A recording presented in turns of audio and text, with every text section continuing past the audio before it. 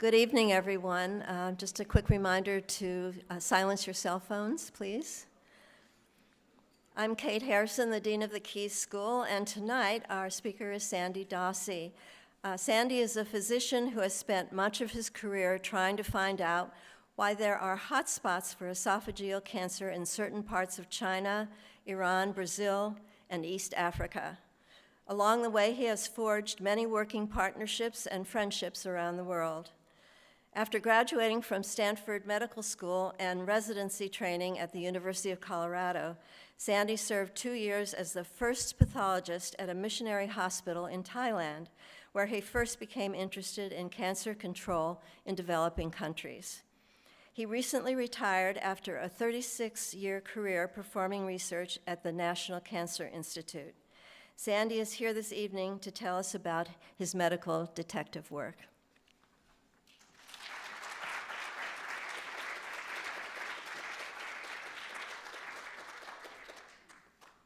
Thank you, Kate, and thank you all for coming. It's good to be here. As she said, I'm going to be talking to you this evening about my career doing research on esophageal cancer in high-risk populations around the world. Does that make it work? How about that?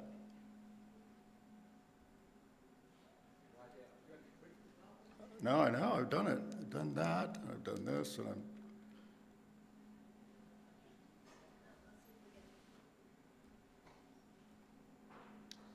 Maybe Jesse can help. It was working a minute ago.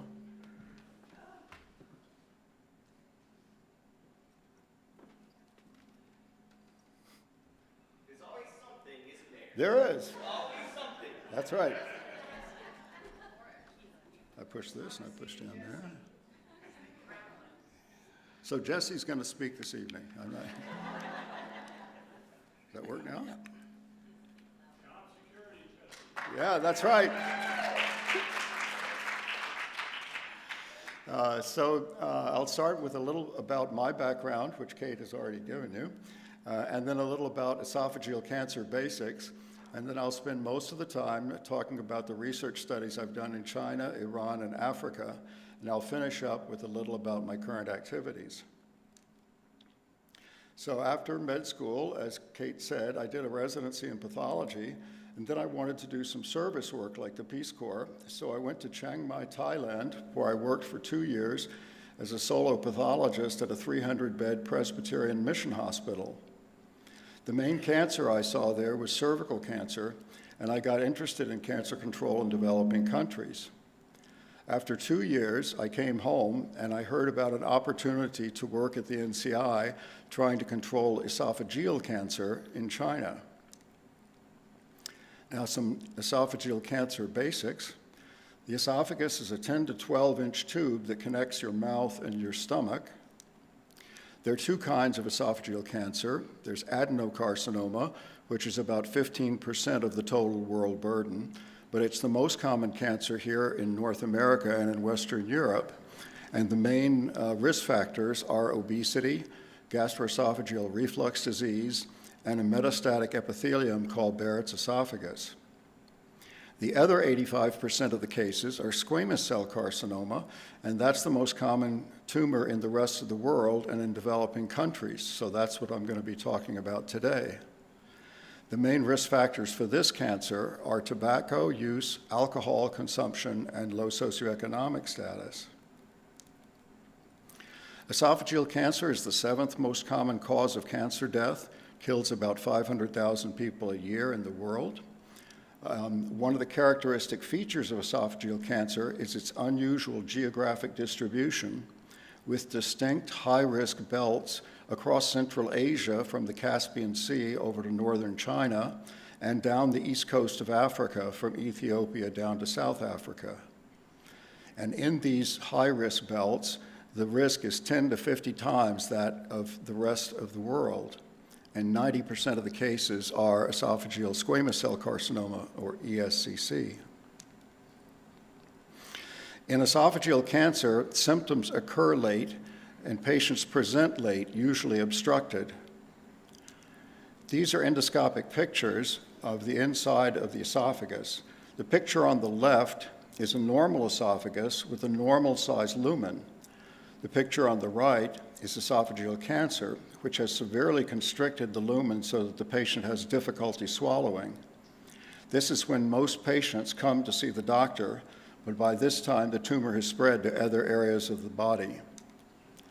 So the usual survival after diagnosis is only 3 to 6 months.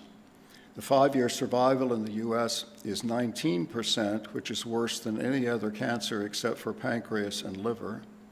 The 5-year survival in Iran is 3%, and you almost never meet a 5-year survival in Africa. And unfortunately, worldwide, there's been little change in survival over the past decades. So now let's go to China. I'm going to tell you about the Linchen nutrition intervention trials, which were the studies that I was recruited to join. And then I'll go over a few other risk factor studies that we did while we were there. This is a short recent history of China. In 1949 was the founding of the People's Republic of China. 1959 was the first field station for esophageal cancer research in Linchen, which means Forest County, which is a county about 350 miles southwest of Beijing. In 1972, Nixon went to China, and between 1973 and 75, 600,000 barefoot doctors went to every county in China and collected information about cancer. And then they published an atlas of maps showing areas with high and low rates of various cancers throughout China. The map on the upper right is a map of esophageal cancer in men, and the red areas are the high-risk areas. The large diagonal red area extending from just south of Beijing to just north of Xi'an is the Taihang mountain range, which has always been a high-risk area for esophageal cancer. And in the center of this mountain range is Linchen. In 1983, the National Cancer Institute and the Chinese Cancer Institute of the Chinese Academy of Medical Sciences, or CCAMS, began collaborating together to try to learn more about esophageal cancer. This is the same history in pictures. The upper left picture shows the vanguard of the proletariat, and the upper middle picture is the esophageal cancer field station in Linchen. So why did the Chinese Communist Party open a field station to study esophageal cancer only 10 years after taking power, when they had so many other things to worry about? And why did they open it in Linchen? The reason is that Linchen was the headquarters of Deng Xiaoping's army during and after the Japanese War.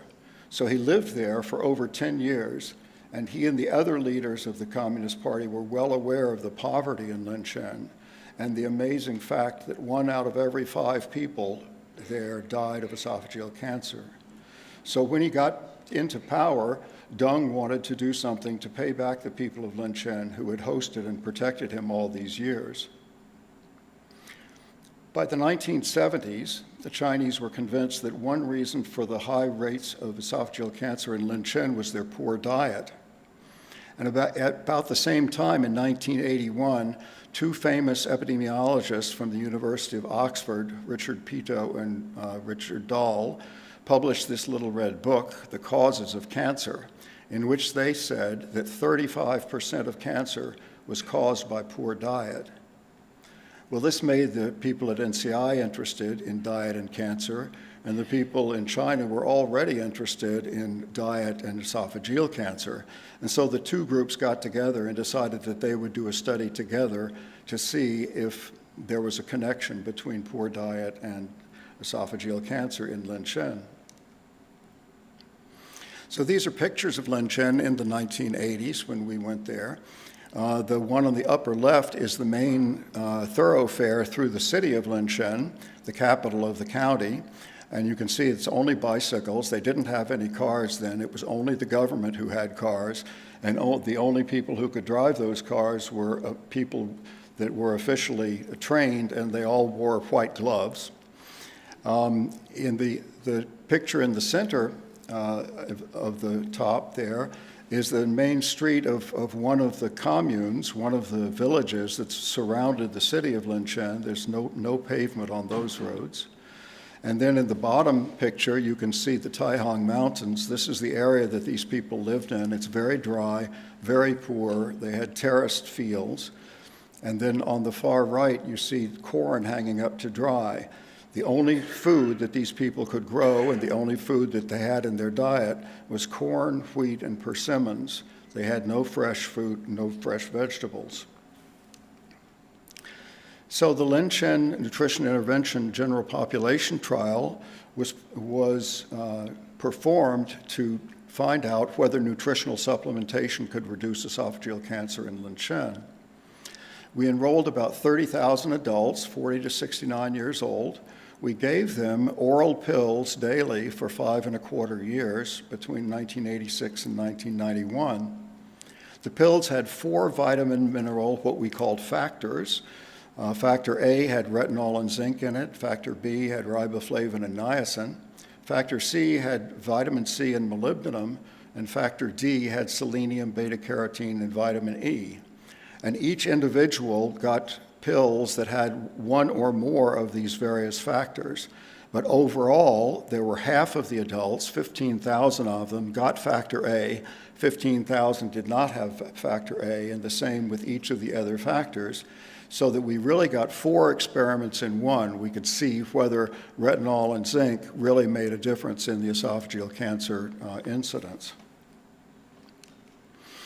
At the end of the 5-year period, only factor D showed us significant results, and it showed significant reductions in total mortality, cancer mortality, and gastric cancer mortality. It did not show a significant change in esophageal cancer mortality, but still, this was the first human randomized trial showing that nutritional supplements could prevent cancer.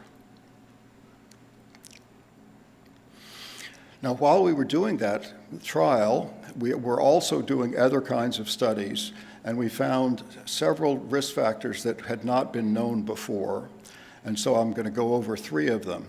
The first is low serum selenium. Selenium is an essential trace element found in the soil. Low selenium soil produces low selenium plants, which result in a dietary and serum low selenium levels in people who eat local produce, which was everyone in China. In China, areas with less soil selenium have higher rates of esophageal cancer. And the map on the left is the soil selenium map, and you can see that there is an area that's light colored from northeast to southwest, and that's the area with low selenium. And if you then look at the esophageal cancer mortality map on the right, you can see that the Taihang Mountain area, which has such high rates of esophageal cancer, is right in the center of that low soil selenium area. So normal serum selenium is greater or equal to 90 micrograms per liter, and the serum selenium in Linshan was 72 micrograms per liter. So at least the average serum selenium was definitely low. And in the nutrition trials, subjects in the lowest 25% of serum selenium levels at baseline at the beginning of the trial were twice as likely to develop esophageal cancer as those in the highest 25%. So people with low serum selenium had an increased risk of esophageal cancer. Next, let's turn to indoor air pollution. This is a microscopic picture of a periesophageal lymph node from a non-smoker in Linshan. And it's full of carbon. All of that black that you see is carbon.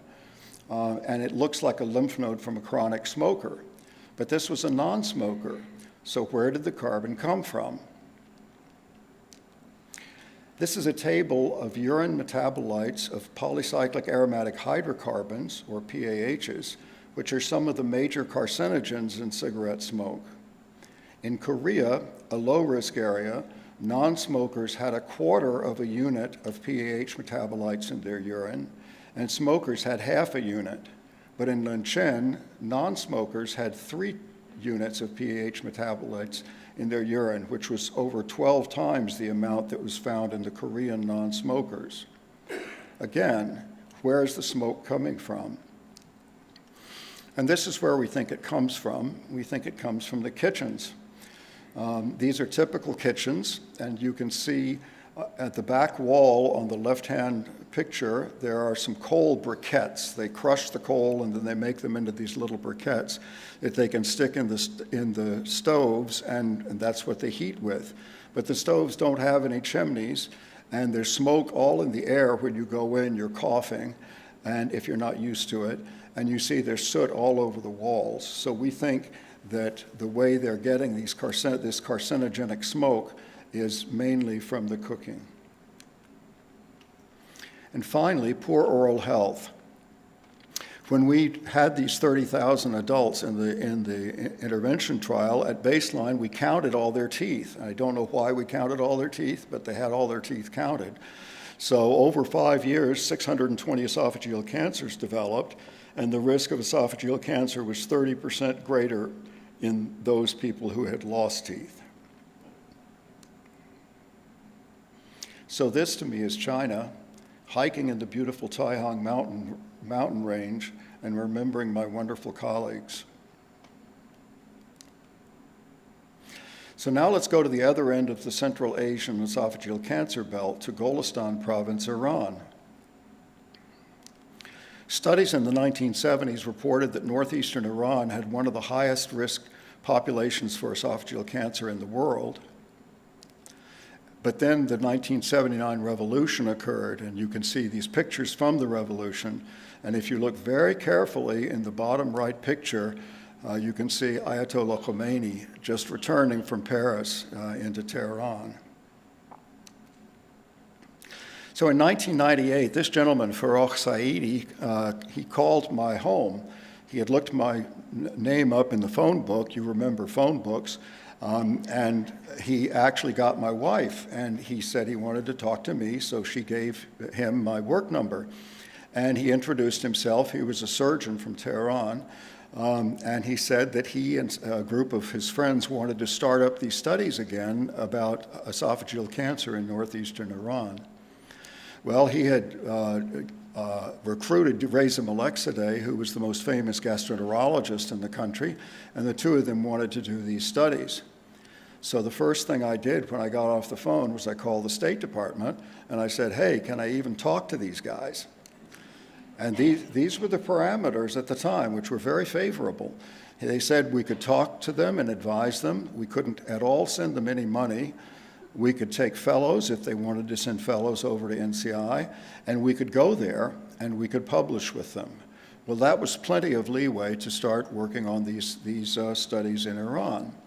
So we formed a group of 3 different institutes: the DDRI, which is the Digestive Disease Research Institute of Tehran University of Medical Sciences, the NCI, and the International Agency for Research on Cancer, which is the World Health Organization Cancer Research Arm.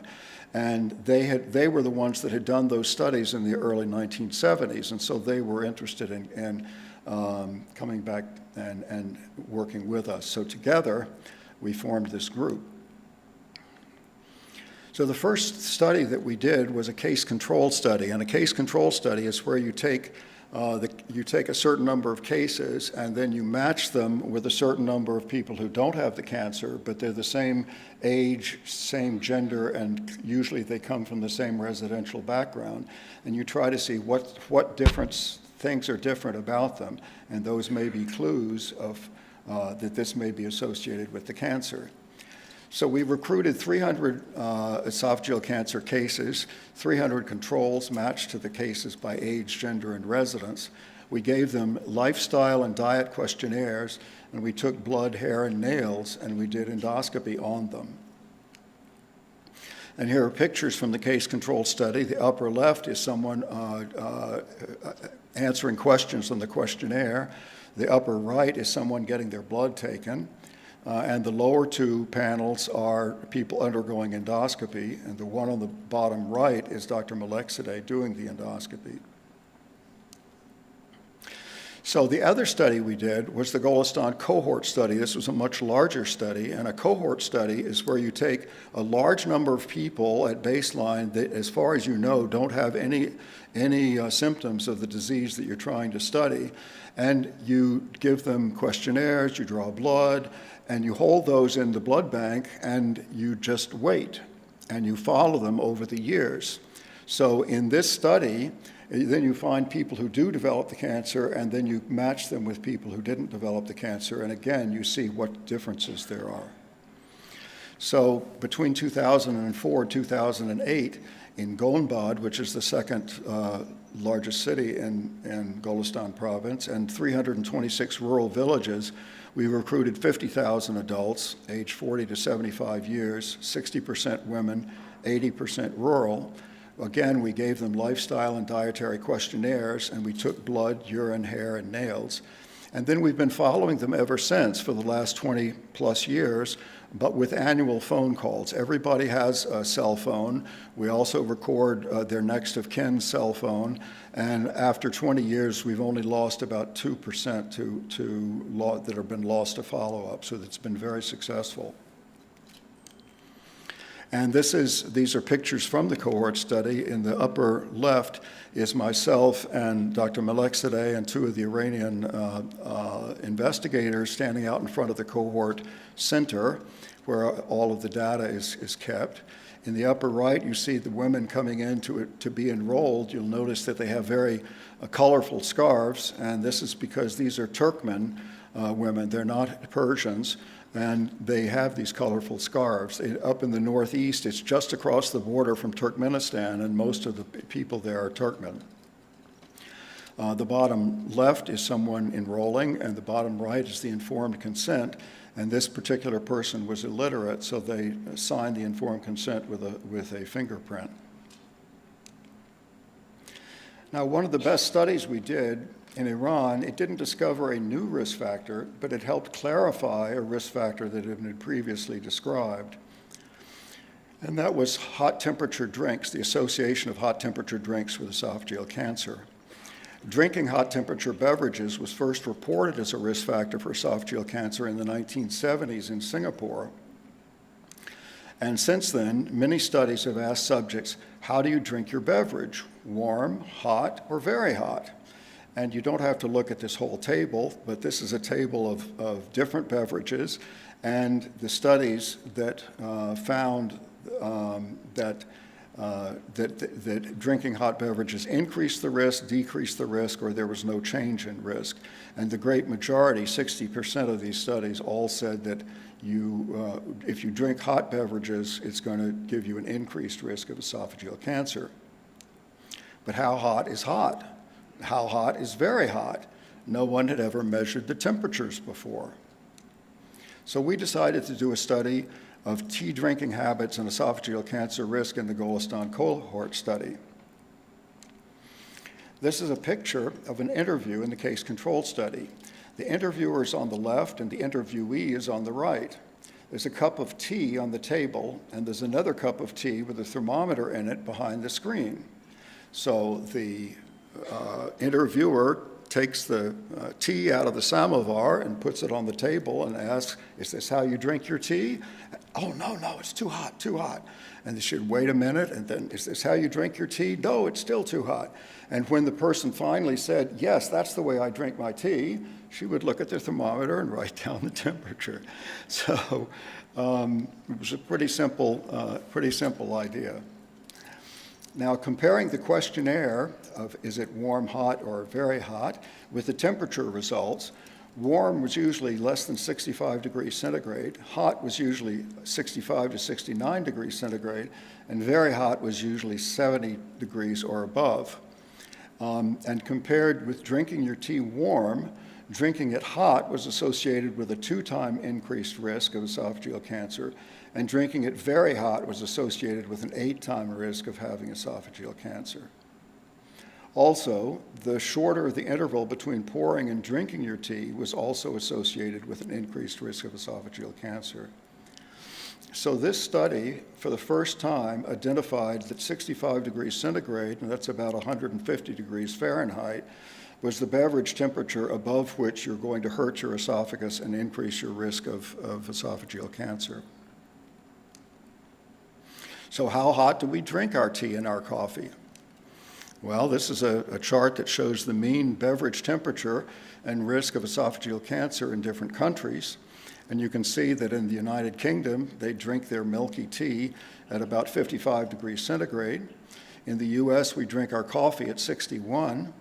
In Iran, they drink their tea at 62. In Brazil, they drink their mate tea at 69 as an average temperature. And in Kenya, they drink their tea at 72 degrees centigrade, and over 99% of the population drinks their tea above 65 degrees centigrade. So for another transition between countries, these are some of the young girls we met during one of our studies in northeastern Iran. It's a great picture. Okay, so let's turn to Africa. There's a clear high-risk area in Africa, the Rift Valley region along the east coast from Ethiopia down to South Africa. There's tremendous genetic diversity there. It's almost completely unstudied. And one striking feature is that 20% of the cases are under the age of 40 when they come in.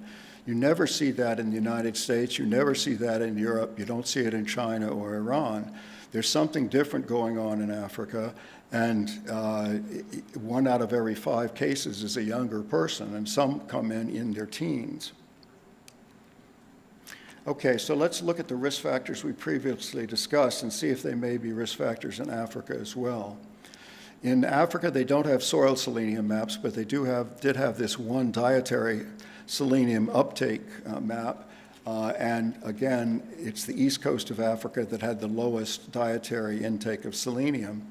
And we measured the selenium in western Kenya, and it was 79 micrograms per liter, very similar to the 72 that we found in Linchin. So they have low serum selenium as well. And we've already seen this chart about the pH exposure for people in China, where they had 3 units of the metabolite. In Iran, they had 4, and in Kenya, they had 7. It's the highest we've ever measured of these urine metabolites, and it's about 30 times that of the non-smokers in Korea. And again, we think it's the Kenyan kitchens. You see the smoke billowing out of this one window in the kitchen on the left, and on the inside of the kitchen, you see the soot all over the walls, and they're cooking on open fires with wood, and there's no chimneys. So we think that pH exposure is exceptional in this population and is associated with indoor cooking with wood on open, unvented stoves. And then we just looked at this chart about hot temperature drinks, and Kenya is right at the top with virtually everybody hurting their esophagus with their tea. And finally, oral health. In China, it increased, having lost your teeth, increased your risk by 30%. In Kenya, it was 100%. In Tanzania, it was 160%. And also, if you never brushed versus daily brushing, you increased your risk by 50 or 180%. So these are our collaborators at Tenwick Hospital in Western Kenya. So now let me tell you about my current activities. In the past 8 years, one of my major efforts has been to develop a consortium of research sites to encourage esophageal cancer research in Africa.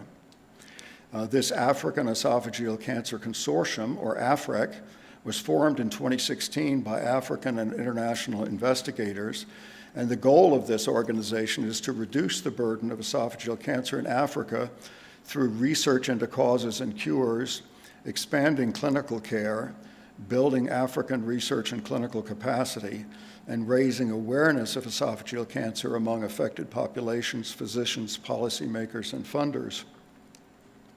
We currently have about 16 collaborating sites in 8 countries and about 200 members.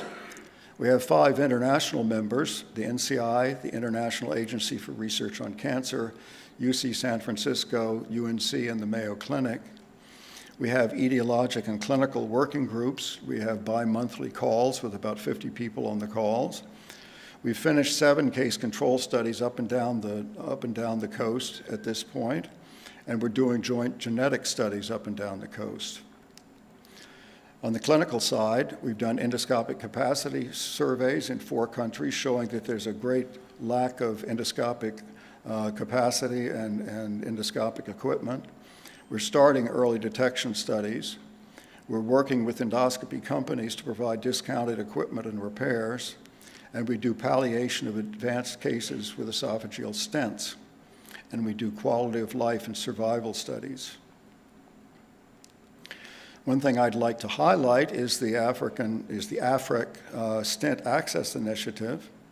As I said before, 90% of African esophageal cancer patients present with virtually total obstruction, and most can't swallow their own saliva. You can see these people when they come into the operating room, into the emergency room or into the clinic. They're always emaciated and they're always holding a cup or a bag to catch their drool because they can't swallow their own saliva. So it really hurts their dignity. They don't want to be out in public. And so they go in the back room and die. And stents, these, which you see in the upper right, these provide excellent palliation for these patients because instead of having that very small opening that I showed you earlier with the esophageal cancer, this will expand that so that you have a lumen that's virtually normal and you can eat and drink again. So the 2 needs in Africa are for affordable stents and training to insert them safely and accurately. So AFREC has partnered with Boston Scientific Corporation, which is the largest stent maker in the world, to meet these needs through the Stent Access Initiative. Boston Scientific has donated about 1,500 stents for training workshops, and they sell additional stents to workshop graduates at greatly discounted prices. Since 2018, AFREC has completed 19 stent training workshops, training 66 endoscopy teams, and treating 344 patients. And these workshops have been performed in all 8 of our countries, including Ethiopia, Kenya, Uganda, Tanzania, Zambia, Malawi, Mozambique, and South Africa. So now I'd like to show you a short video. It was made by Boston Scientific, so you'll hear the words Boston Scientific quite often, but it shows you something about what we do in the workshops.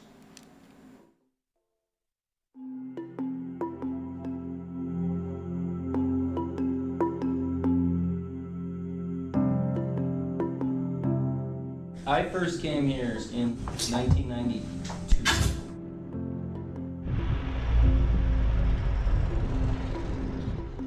One of the things I was struck with was this massive problem of esophageal cancer, and there was nothing anybody could do.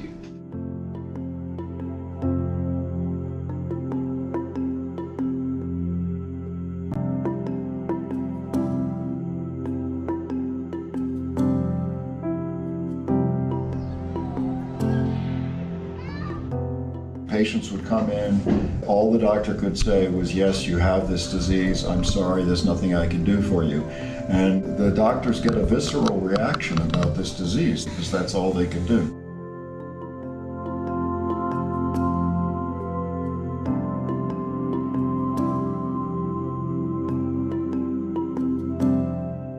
Mark Topazing, a friend of mine for many years, he came and saw this with me and said, we should start stenting here. So he got probably 8 to 12 stents donated by Boston Scientific. So we put those in a week. He wrote back, said, is there anything more we could do for you? And they sent us 200 stents. And that's how stenting started here. It became clear we could do this. This was something that could be managed and it could make a really big difference in people's lives.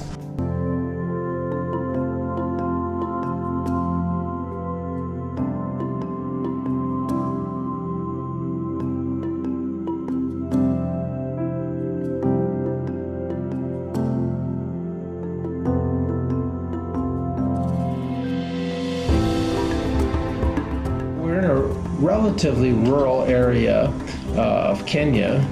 It's about a 4-hour drive from Nairobi. We have patients who drive many hours to seek service here and have esophageal cancer care delivered. Okay, he says that he used to have pain before coming here, but right now he doesn't have any pain. pain. And where does he live? How far away does he live? He comes from Keese, which is about 2 hours from here. Right. We're really going to think about now is where do we want the proximal part of the stent to be? Almost every single day, we'll be putting in one to several stents. It's really become a very active part of our services here, and we're pleased to be able to train others so they can do this. So even though we talked at the beginning that you'd rather have the size be bigger at the UG junction, to be able to do this safely and efficiently, we need to have the right, one, access to the stents, and two, one of the main needs that came up is really just having equipment that can enable us to do this properly.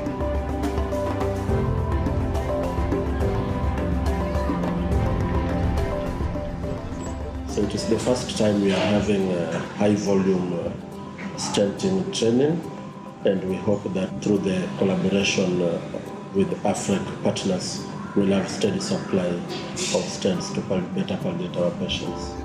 Since clinicians came into AFREC with the treatment ideas, now I think we are changing our landscape in treatment.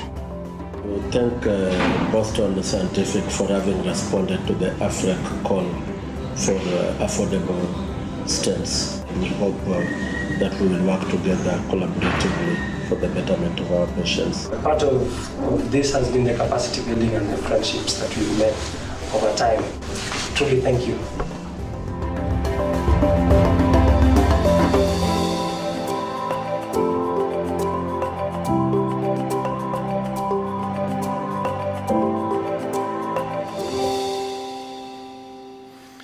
So the very final 3 slides. I just want to say that the development of these international collaborations, it's built on mutual trust and interest. It's time-consuming. It requires great persistence, but it's exceptionally valuable scientifically and personally, and it's an absolute necessity for productive global health research. And if we think about the risk factors that we've gone over today and what are the possible ways to reduce exposure to these risk factors so that we can reduce the number of cases. Well, tobacco and alcohol, as we know, you have to rely on education and taxes. Low serum selenium, we can add selenium to the fertilizer. You don't have to give people pills. PAH is from indoor air pollution. This is education, ventilation, trying to get people to add chimneys to their kitchens, and using cleaner fuels, which are more expensive, but when they can be afforded. Hot temperature drinks is mainly through education. Poor oral health, you can encourage toothbrushing and dental care. So all of these things are ways that we can try to reduce these risk factor exposures. And finally, how can we change the current reality of the very poor prognosis for esophageal cancer? One, we can reduce exposure to known modifiable risk factors, which would keep people from getting the tumor in the first place. Also, we can study currently unstudied high-risk areas like Africa to find new modifiable risk factors, and we've told you about 2 or 3 new risk factors that we were able to find so far. We can use genetics to understand biology, which leads to new prevention and treatment strategies. And on the clinical side, which we didn't really have a chance to go over in detail, we really need to develop simple, inexpensive, non-endoscopic screening tests to identify patients with curable early lesions. Thank you.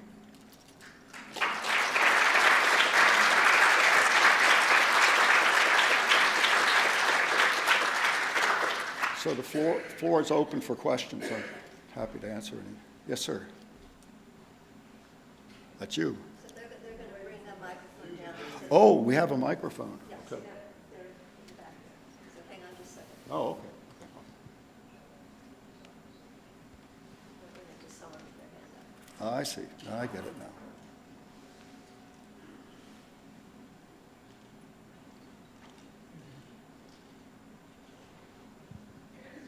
So how come people like to drink scalding hot material?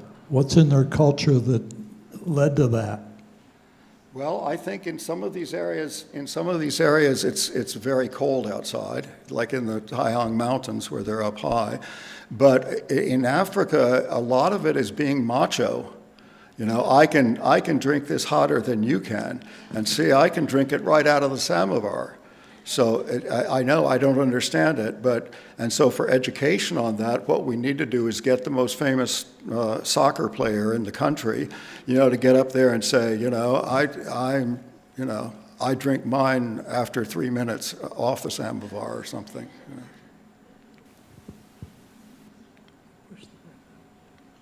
Who's got the mic? We have another question, another person up here. Up here.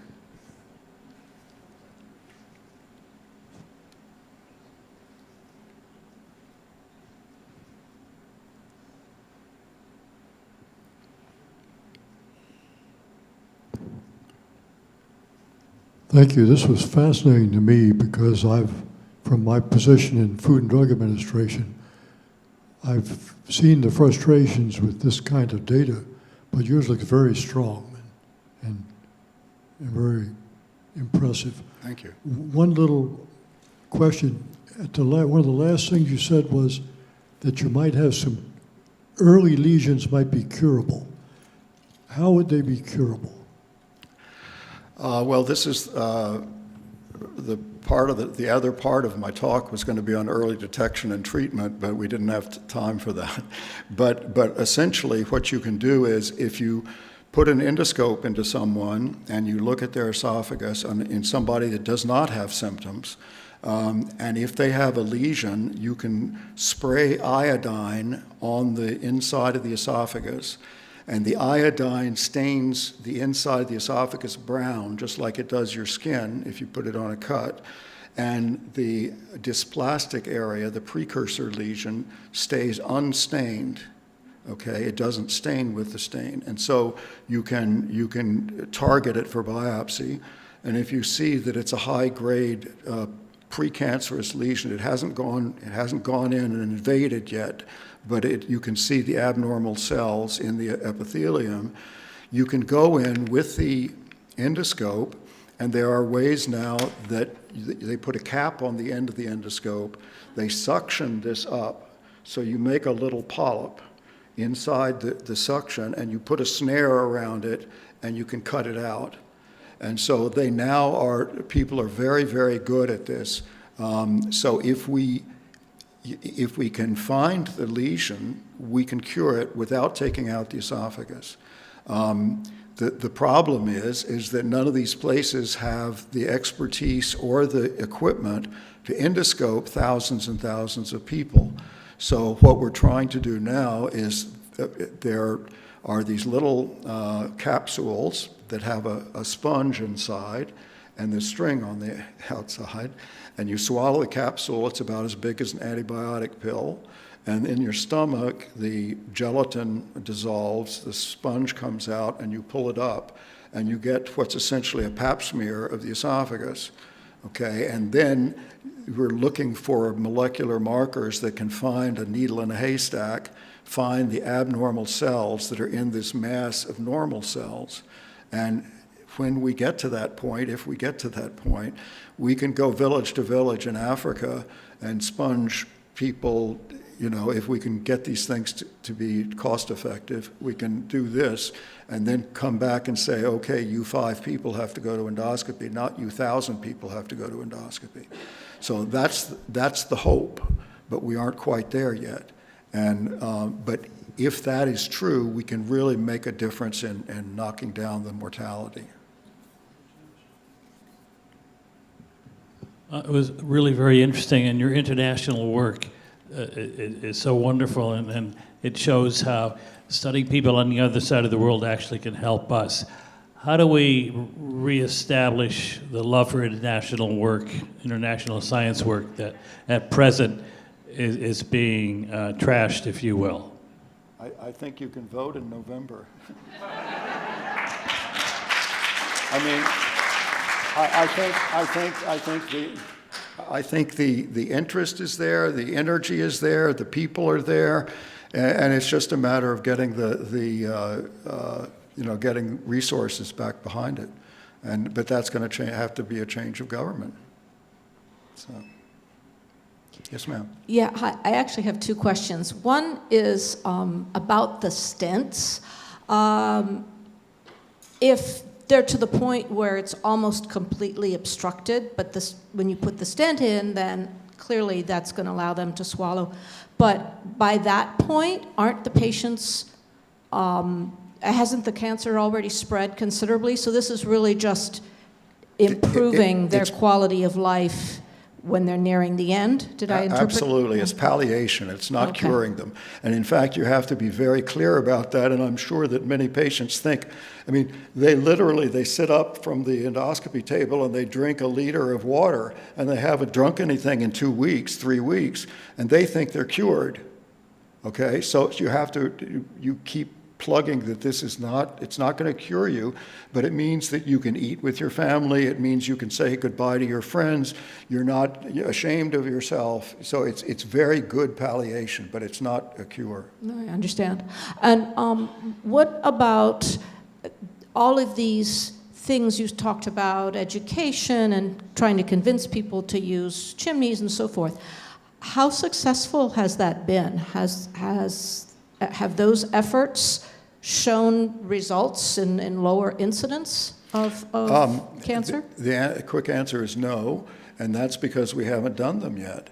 I mean, in all of the national cancer control programs in Africa, none of them even mention esophageal cancer, even though in this high-risk area, it's either the number 1, 2, or 3 killer in that country, every country. And so that's one of the things we need to do, and we're trying to do, is develop little AFRECs, if you will, in each country where the people there are. We're trying to educate the government. We're trying to educate. We have educational community outreach programs anytime we do a stent workshop where 500 people will be gathered together and we talk to them all about esophageal cancer and this and that. But that's absolutely something that's needed, yeah. I have a question just for clarification first. You used the initials PAH. Could you tell us again what that represents I was afraid and the connections? Yeah, I was afraid that was going to be a little. It's polycyclic aromatic hydrocarbon, and that is a kind of a chemical that it's considered one of the most carcinogenic chemicals in the world, and it's in cigarette smoke. It's the main carcinogen in cigarette smoke. And so you get it actually from any kind of smoke, whether you're burning firewood or whether it's exhaust from your car. And in this case, these kitchens that you go into, you can't stay in the kitchen more than a few seconds. You're coughing, your eyes are watering, it's really intense, and these ladies are staying in there 8 hours a day tending the fire. So I should have called it smoke exposure rather than PAH exposure. And the second question actually comes from at least 20 years ago. Several people have developed what they call solar ovens. And that was a very primitive way of using solar heat for cooking. But nowadays we have the solar cells that can certainly work in many of the countries that you're describing, which are high sun areas. Has anybody been working on another way of reducing that smoke in those physical ways? That's a great question. Most recently, the times I've been to these places, they have a single solar cell on top of the roof. And what that is creating electricity so that they can have a single light bulb inside. And at night, they can have light. I don't think that the technology has gotten there to where it can concentrate it enough to where you get enough heat to actually cook things very well. It certainly isn't being used right now. So in this country, usually when people have esophagoscopies, they get general anesthesia or heavy sedation. I had esophagoscopy with no anesthesia and no sedation. It was fine. Is it possible in these countries to do esophagoscopy without anesthesia or sedation? And number two, if that is possible, can you place a stent without it? The great majority of the esophagoscopies that are done without anesthesia. When we're putting in these stents, if you want to do anything that's very fine, you need to have the sedation so that they're not moving around and having a lot of peristalsis and stuff. So if you are doing one of these screening endoscopies looking for the small dysplastic lesion, you have to use some kind of conscious sedation. And if you are putting in a stent, at least I imagine some people do it without, but we've always tried to get people to use the conscious sedation for that.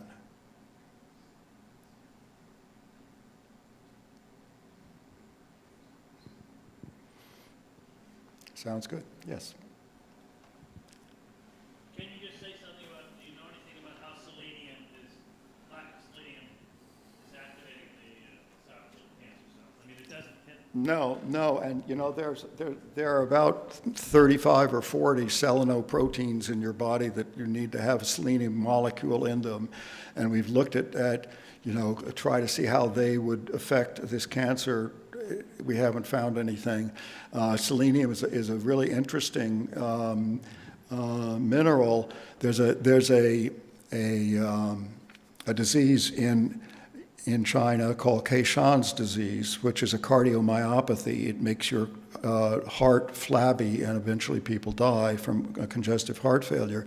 But it's in that same area of low soil selenium, a little bit further northeast from the Taiyang mountain range. And these people have seleniums that are in the 40s, not in the 70s. But it's not the selenium that gets them. You have to have the selenium and a specific virus.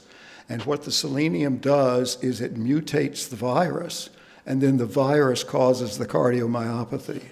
So some of these things can be very complicated, and we haven't found anything yet that says, oh, this particular protein that needs selenium affects it this way or anything like that.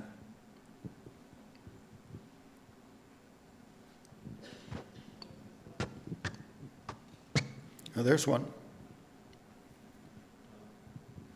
Yeah, is there any connection between, you talk about the squamous cell carcinoma, how is that different or related to the squamous cell carcinoma related to skin cancer that I've had? Yeah, it's not related in terms of etiology or anything like that. It's just that your skin and your esophagus are both lined by what are called squamous cells, and squamous means I'm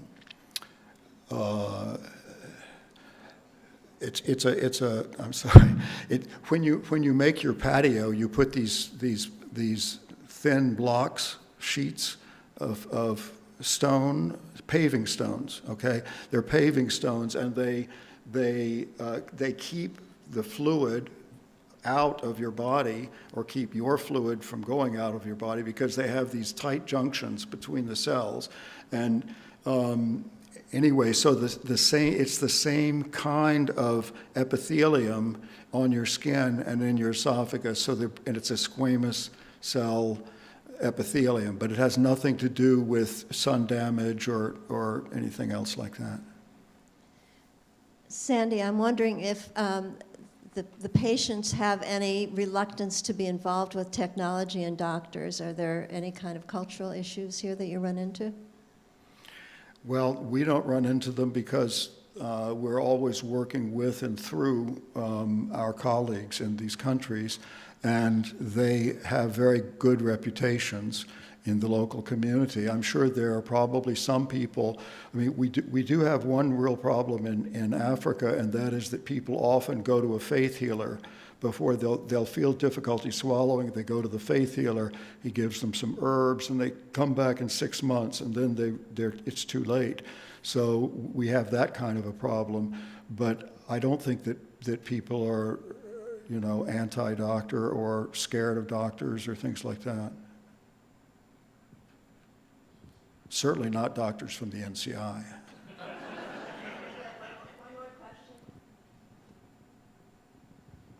Just another question. Is this in any way genetic? Have you seen families with this, and might that be an avenue to try to corral people early? We're getting very good questions from this row back here. No, that's a very good question. We've done some genetic studies so far, and none of them have really pinpointed any part of the genome that is related to this. There is the risk, if you have a first-degree relative that's gotten this disease, you have about a 2 times chance of getting it yourself. So there is some familial aggregation, if you will. But it's not very strong. It's not strong at all. It's nothing like a BRCA1 or BRCA2, breast cancer or uterine cancer. So we're still looking for that, but there hasn't been any. And when you consider where the high-risk areas are, there's Black Africans, there's Persians, there's Chinese, there's, it's not like it is a major, genetic disease.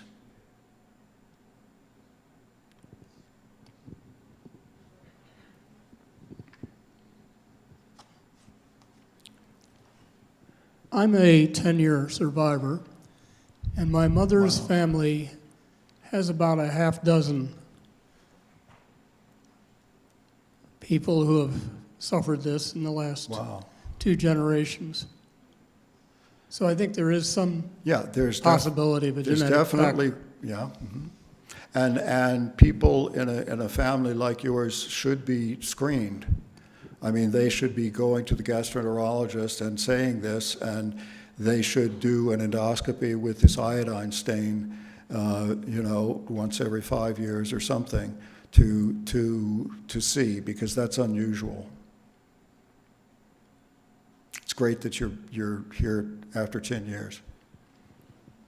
Yeah. Okay.